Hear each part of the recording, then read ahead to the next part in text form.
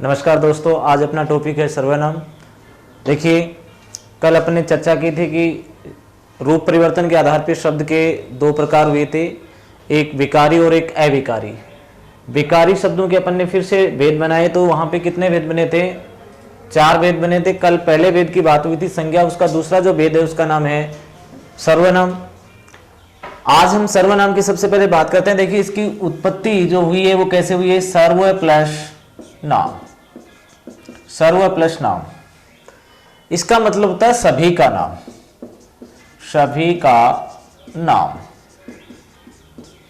यानी संज्ञा के स्थान पर आने वाले जो शब्द होते हैं वो क्या कहलाते हैं? सर्वनाम कहलाते हैं। संज्ञा के स्थान पर आने वाले शब्दों को या प्रयुक्त होने वाले शब्दों को सर्वनाम कहा जाता है। अक्सर हम इस परिभाषा को पढ़ते हैं, लेकिन बात ये आती है कि सर्वनाम की हमें हिंदी में आवश्यकता क्यों पड़ी। तो इसके महत्व की अगर बात करें, इसकी आवश्यकता की यदि हम बात करें, तो देखिए, संज्ञा शब्दों के जो पुनरावृत्ति दोष, जो यानी एक ही शब्द की बार बार आवृत्ति होती है, उस आवृत्ति को रोकने के लिए हमें किसकी जरूरत पड़ी? हमें सर्वनाम शब्दों की आवश्यकता पड़ी। यदि हम किसी संज्ञा शब्द का किसी लेख के अंदर, किसी पैराग्राफ के अंदर अपन ये कहें कि उसकी बार बार अगर प्रयोग करेंगे तो हमारा जो लेख है वो क्या हो जाएगा? वहां पे वो अशुद्ध बन जाता है। तो उस शब्द की पुनरावृत्ति को रोकने के लिए, उस शब्द की पुनरावृत्ति को रोकने के लिए हमें किसकी जरूरत पड़ी? सर्वनाम की जरूरत पड़ी।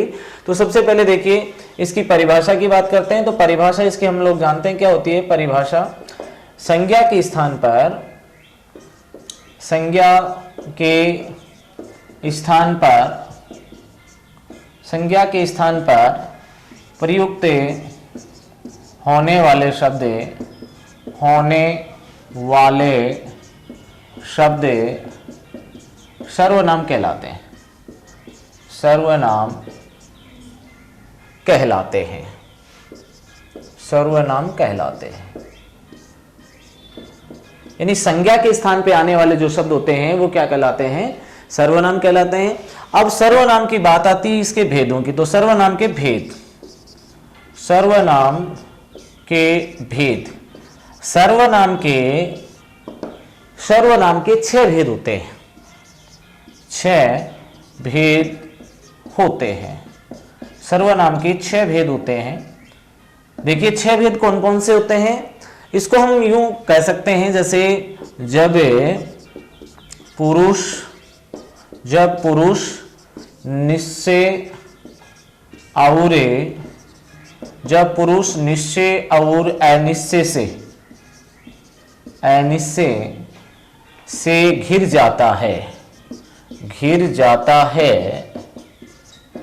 तो उसके मन में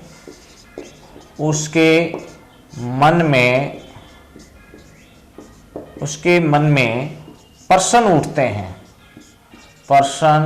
हैं, जिनका संबंध निज से होता है। देखो, इसमें हमें सर्वनाम के 6 भेद दिखाई दे रहे हैं। कौन कौन से वे? पुरुषवाचक सर्वनाम, निश्चयवाचक सर्वनाम, अनिश्चयवाचक सर्वनाम, फिर आता है देखो प्रश्नवाचक सर्वनाम, फिर संबंधवाचक सर्वनाम, निजवाचक सर्वनाम। यानी हम सब क्या हैं? पुरुष हैं। और हर पुरुष क्या करता है? निश्चय और अनिश्चय से हमेशा घिरा रहता है। जब हम निश्चय और अनिश्चय से घिर जाते हैं तो हमारे मन में तरह तरह के प्रश्न उठते हैं। उन प्रश्नों का जो संबंध होता है वो भी हमारे निज से यानी स्वयं से होता है। तो इस प्रकार से हर पुरुष क्या है? निश्चय और अनिश्चय से घिरा हुआ है। और इस निश्चय और अनिश्चय को लेकर के उसके मन में तरह तरह के प्रश्न उठते रहते हैं, और उन प्रश्नों का जो संबंध होता है वो किससे होता है? निश्चय होता है। इस प्रकार से यहाँ पे देखो, यहाँ सर्वनाम के 6 भेद आ जाते हैं। अब हम सर्वनाम के भेदों की यहाँ व्याख्या सहित चर्चा करते हैं। तो देखिए, सबसे पहले हम बात करें यहाँ पे, जैसे पहला है अपना पुरुषवाचक सर्वनाम। देखिए, पुरुषवाचक सर्वनाम किस प्रकार से बनता है? तो पहला भेद हुआ इसका पुरुषवाचक सर्वनाम। पुरुषवाचक सर्वनाम में क्या होगा कि जिन सर्वनाम शब्दों के द्वारा पुरुष जाति का बोध होता है, किसका बोध होता है? पुरुष जाति का। जिन सर्वनाम शब्दों के द्वारा, सर्वनाम शब्दों के द्वारा पुरुष जाति का, पुरुष जाति का बोध होता है, बोध होता है, उसे पुरुषवाचक, उसे पुरुषवाचक सर्वनाम कहते हैं, उसे पुरुषवाचक सर्वनाम कहते हैं। यानी जिन शब्दों के द्वारा पुरुष जाति का बोध होता है उसे क्या कहते हैं? उसे पुरुषवाचक सर्वनाम कहते हैं। अब देखिए पुरुष जो है, चाहे वो हिंदी हो, संस्कृत हो, चाहे इंग्लिश हो, तो इसमें क्या है कि पुरुष 3 प्रकार के माने गए हैं। जैसे हम अंग्रेजी के अंदर पढ़ते हैं तो वहां पे फर्स्ट पर्सन, सेकंड पर्सन और थर्ड पर्सन पढ़ते हैं। जैसे फर्स्ट पर्सन के अंदर हम क्या पढ़ते हैं? आई एंड वी पढ़ते हैं, तो वहां पे हम क्या पढ़ते हैं? फर्स्ट पर्सन पढ़ते हैं। वही हिंदी के अंदर क्या कहलाते हैं? उत्तम पुरुष कहलाते हैं। फिर सेकंड पर्सन यू होता है, फिर थर्ड पर्सन होता है। तो हम ये जानते हैं कि ही, सी, इट, दे, देम, ये हम क्या करते हैं? थर्ड पर्सन के रूप में लेते हैं। तो यहां पर वही कंडीशन हिंदी के अंदर होती है। तो सबसे पहले हम बात करते हैं कि पुरुष 3 प्रकार के होते हैं। पुरुष 3 प्रकार के, पुरुष 3 प्रकार के होते हैं। पुरुष 3 प्रकार के होते हैं। पहला अगर हम बात करें पुरुष की, तो पहला पुरुष होता है उत्तम पुरुष। उत्तम पुरुष यानी उत्तम पुरुष कौन सा पुरुष होता है? यानी कहने वाला, वक्ता जो होता है वो उत्तम पुरुष होता है। तो यहां पे क्या बन जाएगा? कहने वाला, कहने वाला, कहने वाला, वक्ता या पाठक, या पाठक उत्तम पुरुष, उत्तम पुरुष होता है। जैसे जैसे कहने वाला, वक्ता जो होता है वो उत्तम पुरुष होता है। अब यहां पे ये क्या होते हैं? एक वचन और बहुवचन के रूप में भी हम बात कर सकते हैं। जैसे एक वचन आ गया, मान लीजिए एक, इसमें एक वचन की बात करें, कि इसमें बहुवचन, बहुवचन, तो सिंगुलर और प्लूरल की बात भी इसके अंतर्गत होती है। तो यहां एक वचन में देखिए कौन आता है? एक वचन में आता है मैं से शुरू होने वाले, जैसे मैं, मेरा, मुझे, मुझे, मुझको, मुझको, मुझसे, मुझसे। यानी ये जो मैं से स्टार्ट होने वाले जो शब्द बन रहे हैं ये किसके अंतर्गत आते हैं? ये आते हैं किसमें? जैसे आई, अंग्रेजी में कहते हैं आई, एक वचन के रूप में, वी बहुवचन के रूप में। तो ये एज ए हम इसको जो समझे कि ये आई है। और यहां पर बहुवचन में देखें तो ये किससे बनता है? जैसे हम, हमारा, हम, हमारा, हमें, हमको, हमसे, हमसे। यानी है से प्रारंभ होने वाले जो शब्द बन रहे हैं वो किस में चले जाते हैं? बहुवचन के अंतर्गत चले जाते हैं। अब बात करते हैं देखिए इसके दूसरे की। तो दूसरा इसमें क्या हो गया? दूसरा होता है मध्यम पुरुष। मध्यम पुरुष, इस मध्यम पुरुष में क्या देखना है? मध्यम पुरुष में ये देखना है कि जैसे अंग्रेजी में अपन सेकंड पर्सन किसको बोलते हैं? अंग्रेजी में सेकंड पर्सन यू को बोलते हैं। तो यहां पर क्या बनेगा? यहां पर ये बन जाएगा कि सुनने वाला, सुनने वाला, सुनने वाला श्रोता मध्यम पुरुष होता है। मध्यम पुरुष होता है।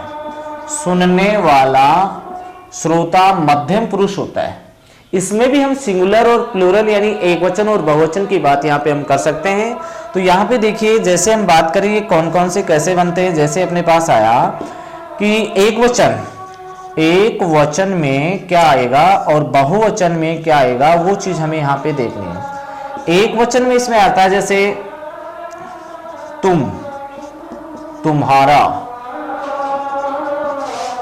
तुम, तुम्हारा, तुझे, तुझको, तुझको, तुझसे, तुझसे, यानी तय वर्ण से प्रारंभ होने वाले जो शब्द यहां पर बन रहे हैं वो किस में आते हैं? एक वचन में आते हैं।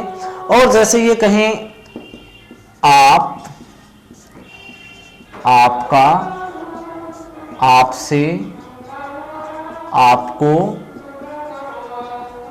आपको, यानी आप से शुरू होने वाले जो सर्वनाम बन रहे हैं वो कौन से पुरुष के अंतर्गत आते हैं? वे मध्यम पुरुष के अंतर्गत आते हैं। और मध्यम पुरुष में भी हम बात करें तो मध्यम पुरुष में हमने दो प्रकार के बनाए। एक तो यहां पे क्या बनाया, एक तो अपन ने बनाया, देखिए यहां पर एक वचन, एक वचन में तो क्या होगा? तय से प्रारंभ होने वाला। और बहुवचन की यदि हम बात करते हैं तो बहुवचन में क्या बनता है? आप से प्रारंभ होने वाले जो बनते हैं वो बहुवचन के अंतर्गत आते हैं। अब इसके हम बात करते हैं किसकी? तीसरे वेद की। तो देखिए तीसरा वेद यहां पे क्या बन रहा है? ये बन रहा है अन्य, अन्य पुरुष। अन्य पुरुष में देखिए क्या आएगा? अन्य पुरुष में यानी श्रोता और वक्ता जो है, इन दोनों के मध्य, इन दोनों के बीच में यदि किसी तीसरे व्यक्ति का जिक्र हो रहा है, यानी वक्ता के द्वारा श्रोता के सामने अगर किसी अन्य या तीसरे व्यक्ति का कोई जिक्र होता है तो वहां पे वो अन्य पुरुष बन जाते हैं। तो ये इसकी परिभाषा ये बन जाती है, वक्ता के द्वारा, वक्ता के द्वारा श्रोता के सामने, श्रोता के सामने किसी अन्य का जिक्र होता है, उसे अन्य पुरुष कहते हैं। इसमें देखिए एक वचन में क्या आता है? इसके अंदर एक वचन में इसमें आता है यह, वह, यह, वह। अगर हम बात करें ये और वे की, तो ये और वे सम्मान सूचक शब्द में जा सकते हैं। ये, वे, इन्हें और उन्हें सम्मान सूचक शब्द के रूप में ये सिंगुलर में जा सकते हैं, एक वचन में जा सकते हैं। अगर हम बहुवचन की बात करें तो देखिए बहुवचन, तो बहुवचन में क्या बनेगा? जैसे इन्होंने, इन्होंने, उन्होंने, ये बहुवचन के अंतर्गत चले जाते हैं। तो इनसे क्या है? तीन प्रकार के अपने पुरुष बने। देखिए सबसे पहले उत्तम पुरुष होता है। उत्तम पुरुष में कहने वाला वक्ता जो होता है वो उत्तम होता है। इसमें मैं से प्रारंभ होने वाले और है से प्रारंभ होने वाले रखे गए हैं। उसके बाद मध्यम पुरुष की बात करें तो सुनने वाला जो श्रोता होता है वो क्या होता है? मध्यम पुरुष हो जाता है, जैसे तुम, तुम्हारा, फिर बहुवचन के रूप में आप, आपका, आपके। अन्य पुरुष में वक्ता के द्वारा श्रोता के सामने यदि किसी थर्ड पर्सन का जिक्र किया जाता है तो वो थर्ड पर्सन हो जाता है और उसके अंदर क्या क्या आता है? यह, वह, ये, वे, इन्हें, इस प्रकार के यहां पर पुरुष आते हैं। तो अब हम देखिए एक बात यहां पर रखते हैं कि जो अपना यहां पे पढ़ा अपन ने आप एक ऐसा सर्वनाम है कि इसका तीन स्थानों पर प्रयोग किया जाता है। आप सर्वनाम का जो प्रयोग है वो तीन स्थानों पर हो सकता है, ये वाक्य के ऊपर डिपेंड करता है। तो आप सर्वनाम का प्रयोग तीन स्थानों पर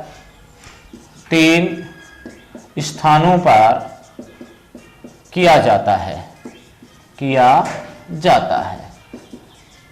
तीन स्थानों पर किया जाता है। देखिए तीन स्थान कौन कौन से हैं?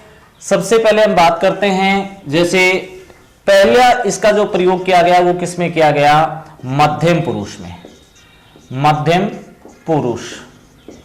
मध्यम पुरुष में आप सर्वनाम का प्रयोग किया जाता है। जैसे अपने पास ये आ जाए, आप घर जाइए, आप घर जाइए।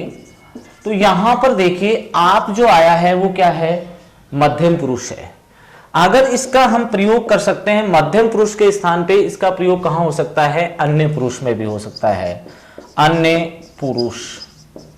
अन्य पुरुष में किस प्रकार से होता? देखिए अन्य पुरुष में वाक्य के ऊपर डिपेंड करता है कि किस प्रकार से हुआ है, तो यहां पर देखने की जरूरत है कि जैसे अपने पास वाक्य आ गया कि अशोक गहलोत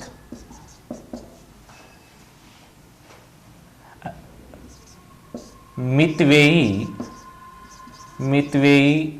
शासक कहलाते हैं।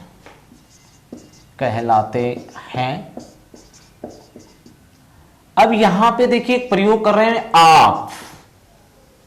आप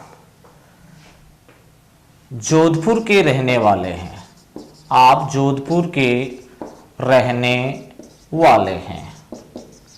अब यहां पर इस सेंटेंस में हमें यह देखना है कि यहां किसका प्रयोग हुआ है, आपका प्रयोग हुआ है। ये आप किसके लिए आया है, ये थर्ड पर्सन है, यानी यहां पर ये देखना है कि अशोक गहलोत के लिए आप शब्द का प्रयोग हुआ है। तो हमारे सामने कोई न होकर के हम किसी तीसरे व्यक्ति का जिक्र करते हैं तो वो थर्ड पर्सन बन जाता है। तो यहां पर ये जो आया है तो ये थर्ड पर्सन के रूप में, अन्य पुरुष के रूप में आया है। तीसरी अगर यहां पे हम बात करें तो तीसरा यहां पर बनता है निजवाचक सर्वनाम में, निजवाचक सर्वनाम। निजवाचक सर्वनाम में भी क्या है, आप शब्द का प्रयोग होता है। आप सर्वनाम शब्द का प्रयोग देखिए निजवाचक सर्वनाम में भी होता है। किस प्रकार से होता है, जैसे मैं अपने आप चला जाऊंगा, मान लीजिए ये आ गया। तो यहां पर आप आया है, आप देखिए यहां पर भी आया है, आप यहां पर भी आया है और आप यहां पर भी आया है। तीनों में अंतर क्या है, अंतर इस बात का है कि यहां पर आप जो आया है ये अपनेपन का बोध कराता है, स्वयं का बोध कराता है, और अपनेपन का बोध जहां पर भी होता है वहां पे क्या हो जाता है, निजवाचक सर्वनाम बन जाता है। तो यहां पुरुष तीन प्रकार के हुए, सबसे पहले उत्तम पुरुष, फिर मध्यम पुरुष, फिर बात की किसकी अपन ने, अन्य पुरुष की। देखिए अपना सर्वनाम के अंदर 6 भेदों की बात हुई, तो उसमें सबसे पहले अपने बात की थी पुरुषवाचक सर्वनाम में, और पुरुषवाचक सर्वनाम में देखा कि पुरुष अपने 3 प्रकार के हुए। सबसे पहले अपन ने बात की थी किसकी, उत्तम पुरुष की, जो अंग्रेजी में क्या होता है, आई और बी होता है। फिर अपन ने बात की मध्यम पुरुष की, जो सेकंड पर्सन होता है, यू की बात हुई यहाँ पे। फिर थर्ड पर्सन जिसमें ही, सी, इट, इज, देम, और उसके बाद अपने हिंदी की दृष्टि से देखें तो हिंदी की दृष्टि में कौन सा पुरुष बना, हिंदी की दृष्टि में बन गया अपना, क्या बन गया, अन्य पुरुष। अब हम बात कर लेते हैं इसकी किसकी, अब बात करते हैं दूसरा भेद जिसका नाम है निश्चयवाचक सर्वनाम। देखिए निश्चयवाचक सर्वनाम की यदि हम बात करें तो निश्चयवाचक सर्वनाम का कोई स्वतंत्र रूप से कोई शब्द नहीं होता है। इसमें क्या है कि जो अन्य पुरुष के जो अपन ने सर्वनाम शब्द लिए थे उन्हीं से निश्चयवाचक सर्वनाम बनाया, जैसे ये है, वह है, ये, वे। तो ये जो शब्द अपन ने लिए थे किसमें लिए थे, अन्य पुरुष में लिए थे।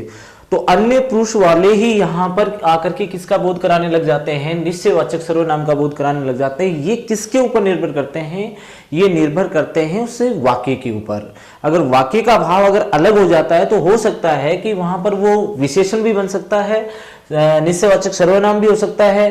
क्योंकि सार्वनामिक या संकेतवाची विशेषण का हमने पढ़ा है कि संकेतवाची या सार्वनामिक विशेषण में क्या होता है कि उसके 4 भेद बनाते हैं, तो निश्चयवाचक सार्वनामिक विशेषण भी बन जाता है उसमें। उसके पीछे रीजन क्या है कि उसमें शर्त ये होती है कि यदि किसी सर्वनाम शब्द के तुरंत बाद कोई संज्ञा शब्द आ जाता है तो वह सर्वनाम शब्द संकेतवाची या सार्वनामिक विशेषण में बदल जाता है। तो ये वहां पर एक कंडीशन लागू हो जाती है।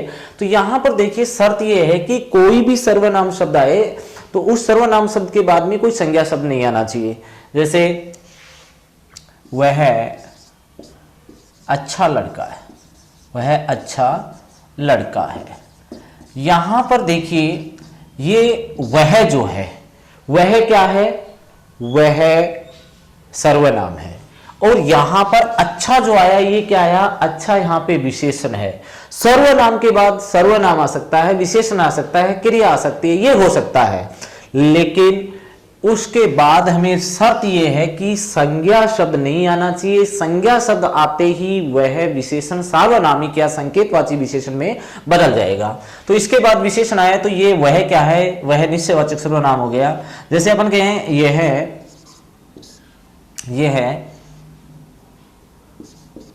सो रहा है, यह सो रहा है, तो यह सो रहा है, तो इसके बाद में क्रिया आ गई यह के बाद में। वे दौड़ते हैं, वे दौड़ रहे हैं या दौड़ते हैं, तो वे क्या आ गया। और अपन के वे लड़के दौड़ रहे हैं।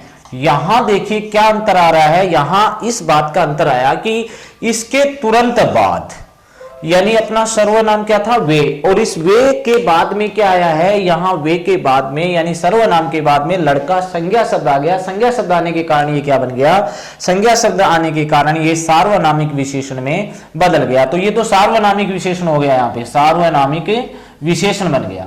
और ये जो अपने आए ये क्या बन गए, यह और वे वह, ये किसका बोध करा रहे हैं, ये बोध करा रहे हैं किसका, ये निश्चयवाचक सर्वनाम का बोध करा रहे हैं। ये बात अपन को यहां में ध्यान से देखनी है कि अगर किसी भी सर्वनाम के तुरंत बाद कोई भी संज्ञा शब्द आ जाता है तो वो किस में बदल जाता है, सार्वनामिक विशेषण में। यह मेरा घर है, यह मेरा घर है। यहां देखो शब्द क्या है, यह क्या है, सर्वनाम है, मेरा क्या है, सर्वनाम, यानी सर्वनाम के बाद सर्वनाम ही आया है, यानी संज्ञा शब्द नहीं आया। तो यह क्या हो गया, यह हो गया निश्चयवाचक सर्वनाम। कुछ स्थितियां ऐसी हो जाती हैं जहां पर संज्ञा शब्द आने पर भी वो किसका बोध कराने लग जाता है, निश्चयवाचक सर्वनाम का। जैसे अपन कहें यह गाय है, यह गाय है, यह घड़ी है, यह घड़ी है। तो यहां पर देखना यह है कि यह जो यहां पर आ रहा है ये किसका बोध करा रहा है, ये निश्चयवाचक सर्वनाम का बोध करा रहा है। अब देखिए इसके बाद इसका जो दूसरा भेद होने के बाद तीसरे भेद की बात करें तो इसमें क्या है, इसमें यह देखना है कि अनिश्चयवाचक सर्वनाम, तीसरा इसका भेद होता है अनिश्चयवाचक सर्वनाम। अनिश्चयवाचक सर्वनाम में हमें यह देखना है कि जिन सर्वनाम शब्दों के द्वारा किसी निश्चित व्यक्ति या वस्तु का बोध नहीं होता है, अनिश्चयवाचक सर्वनाम के अंतर्गत आते हैं। इसके अंतर्गत देखिए कुछ, कोई और किसी, इन तीन सर्वनाम शब्दों का प्रयोग इसके अंतर्गत किया जाता है। कौन कौन से, कुछ होता है, कोई होता है और किसी होता है। जैसे अपन कहे कोई पढ़ रहा है, कोई पढ़ रहा है। अब यहां पे कोई जो है इसके तुरंत बाद देखो क्रिया आई है, और तुरंत बाद क्रिया आने के कारण यहां पे कोई किसका बोध करा रहा है, कोई अनिश्चयवाचक सर्वनाम का बोध करा रहा है। किसी ने आवाज दी, किसी ने आवाज दी। यहां देखो किसी आया, इसके बाद में आवाज देना क्या क्रिया है, इसके बाद कोई क्या नहीं है, संज्ञा शब्द नहीं है। और देखिए वह कुछ खा रहा है। अब यहां पे ये देखना है कि यहां इस कुछ सर्वनाम के तुरंत बाद क्रिया आ रही है, तो हम कह सकते हैं कि यहां पे क्या है, यहां पर अनिश्चयवाचक सर्वनाम है। लेकिन इन्हीं वाक्यों से देखिए ये हो जाए कोई लड़का पढ़ रहा है, जैसे ये वाक्य आ गया। तो यहां पर क्या देखना है कि इस कोई सर्वनाम के तुरंत बाद लड़का संज्ञा शब्द आ गया, और लड़का संज्ञा शब्द आने के कारण अब ये कोई जो है ये सर्वनाम शब्द सार्वनामिक विशेषण में बदल गया, या कहें संकेतवाची विशेषण में बदल गया। तो यहां कोई किसका बोध करा रहा है, ये संकेतवाची विशेषण का बोध करा रहा है। जैसे ये आया किसी आदमी ने आवाज दी। अब यहां किसी, ये किसी क्या है, ये किसी है अपना अनिश्चयवाचक सर्वनाम, और इस अनिश्चयवाचक सर्वनाम के बाद में आदमी शब्द संज्ञा शब्द आ गया। संज्ञा शब्द आते ही किस में बदल जाएगा, ये संकेतवाची या सार्वनामिक विशेषण में बदल जाएगा। जैसे अपन कहें वह कुछ वह कुछ फल खा रहा है, फल खा रहा है। तो यहां पर देखिए इस कुछ क्या है अपना अनिश्चयवाचक सर्वनाम, इसके बाद में फल जो आ रहा है तो फल संज्ञा शब्द है, और संज्ञा शब्द आते ही अब वो किस में चला जाएगा, संकेतवाची या सार्वनामिक विशेषण में चला जाएगा। इस प्रकार से हम यहां पे ये देखें कि अपना यहां कोई भी संकेतवाची या सार्वनामिक विशेषण कब बनेगा, यदि किसी सर्वनाम शब्द के तुरंत बाद, किसी भी सर्वनाम के तुरंत बाद यदि कोई संज्ञा शब्द आ जाता है तो संज्ञा शब्द आते ही वह सर्वनाम शब्द है वो किस में बदल जाता है, वह संकेतवाची विशेषण में बदल जाता है। जैसे कोई आया और कुछ देकर चला गया, कुछ देकर चला गया। यहां पे देखिए अपने पास क्या आया, कोई आया और कुछ आया। कोई और कुछ दोनों किसका बोध करा रहे हैं, कोई और कुछ दोनों अपना अनिश्चयवाचक सर्वनाम का बोध करा रहे हैं। यहां देखिए इस कोई के बाद में आया क्रिया है और यहां पर देकर चला गया ये भी क्रिया है। तो क्रिया आ सकती है, सर्वनाम के बाद सर्वनाम आ सकता है, विशेषण आ सकता है, लेकिन शर्त यह है कि क्या नहीं आए, कोई संज्ञा शब्द, और संज्ञा शब्द आ गया तो वो किस में बदल जाएगा, सार्वनामिक विशेषण में बदल जाएगा।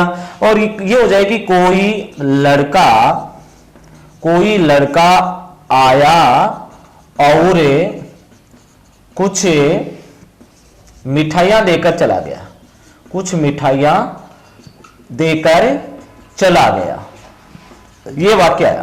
तो यहां पर देखिए क्या है, इस कोई सर्वनाम के तुरंत बाद लड़का क्या हो गया, संज्ञा शब्द आ गया। इस कुछ सर्वनाम के तुरंत बाद मिठाइयां क्या हो गया, संज्ञा शब्द आ गया। तो संज्ञा शब्द आते ही यह सार्वनामिक या संकेतवाची विशेषण में बदल जाता है। आज देखिए दोस्तों अपने सर्वनाम के अंतर्गत 3 भेदों की यहाँ पे चर्चा हुई। सबसे पहला होता है पुरुषवाचक, पुरुष अपन ने 3 प्रकार के पढ़े हैं। उसके बाद निश्चयवाचक, निश्चयवाचक में ये बात अपन को ध्यान में रखनी है कि निश्चयवाचक सर्वनाम का कोई स्वतंत्र रूप से कोई शब्द नहीं होता है। अन्य पुरुष के जो सर्वनाम शब्द होते हैं उन्हीं को इसके अंतर्गत सम्मिलित किया गया है। अनिश्चयवाचक सर्वनाम में क्या रहता है कि अनिश्चय बना रहता है, और अनिश्चय बने रहने के लिए 3 सर्वनाम शब्द हैं यहाँ पे, कुछ, कोई और किसी। इनके द्वारा हम कौन से सर्वनाम का निर्माण करते हैं, इसके द्वारा हम अनिश्चयवाचक सर्वनाम का निर्माण करते हैं। और इनसे यदि हम एक बात यहाँ पे विशेष रूप से ध्यान रखने वाली है वो ये है कि यदि किसी भी सर्वनाम शब्द के बाद यदि कोई संज्ञा शब्द आ जाता है तो वह सर्वनाम शब्द सार्वनामिक विशेषण में बदल जाता है। तो इधर तो देखिए अपना सार्वनामिक विशेषण के उदाहरण आ रहे हैं और इधर अपने अनिश्चयवाचक सर्वनाम के उदाहरण आ रहे हैं। आज इतना ही, कल हम अगले भेदों की चर्चा करेंगे। जय श्री राम।